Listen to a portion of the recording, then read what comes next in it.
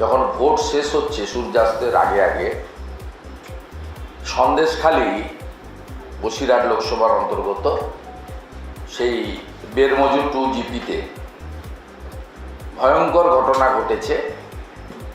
শাহজাহান শেখের বংশধর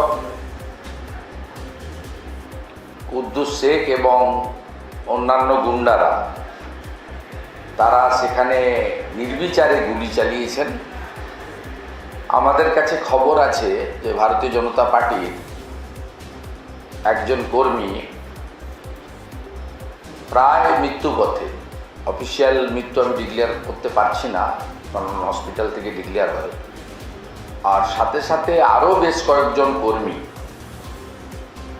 অত্যন্ত গুরুতরভাবে জখম হয়েছে। তাদেরকে হয়তো কলকাতা বা কল্যাণী এইমস এসব জায়গায় শিফট করতে হতে পারে।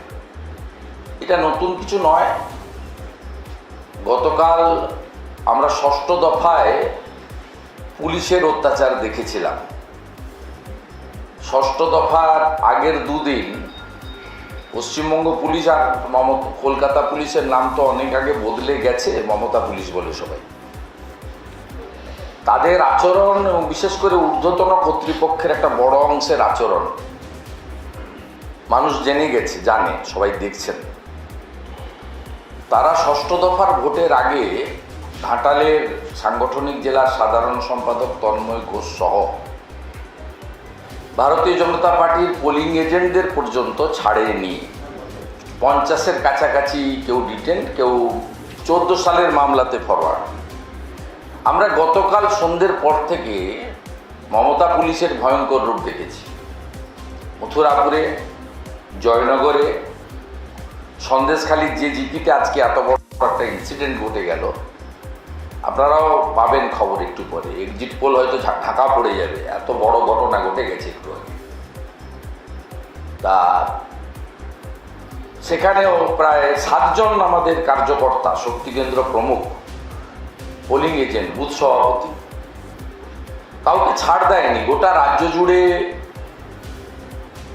বিশেষ পুলিশ পাঠিয়েছিলেন, বাছাই করা পুলিশের লোকজন। আমি নন্দীগ্রামে ভোটের দিন দেখেছি, যত এই রাজ্যের কোম্পানির মালিকের চটি চাটা সব পুলিশ অফিসার বাছাই করা, মুর্শিদাবাদ, বাঁকুড়া সবকে পাঠিয়েছিলেন নন্দীগ্রামে। 16 জন IPS। এখানেও ঠিক একইভাবে, এমনকি মুখ্যমন্ত্রীর যে ব্যক্তিগত নিরাপত্তা রক্ষী, মানে রক্ষী না, একটা পদমর্যাদায় উপরে সুপারভিশন করেন DIG রবীন্দ্রনাথ, তিনি সন্দেশখালীর দায়িত্বে চলে গেছিলেন কালকে।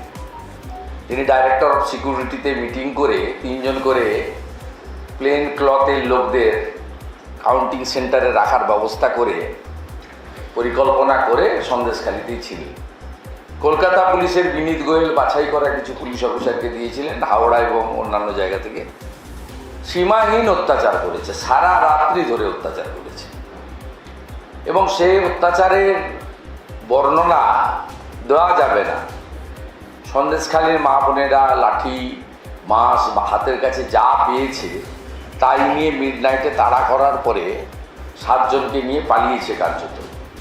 মথুরাপুরে যেভাবে বয়স্ক কার্যকর্তাদের মারা হয়েছে, কুমিরমারিতে, গোসাবা এবং কুলতলির প্রান্তিক এলাকাগুলোতে যেখানে তফসিলি জাতির মানুষরা বসবাস করে, মৎস্যজীবী সম্প্রদায়ের মানুষরা বসবাস করে, দ্বীপ এলাকা, সেখানেও অত্যাচার, সীমাহীন অত্যাচার হয়েছে। আমাদের ভিডিও ভালো লাগলে লাইক এবং শেয়ার করুন। কমেন্ট সেকশনে গিয়ে জানান আপনাদের মতামত। আরও ভিডিও পেতে আমাদের চ্যানেল সাবস্ক্রাইব করুন এবং প্রতি মুহূর্তে খবরের আপডেট পেতে প্রেস করুন বেল আইকন।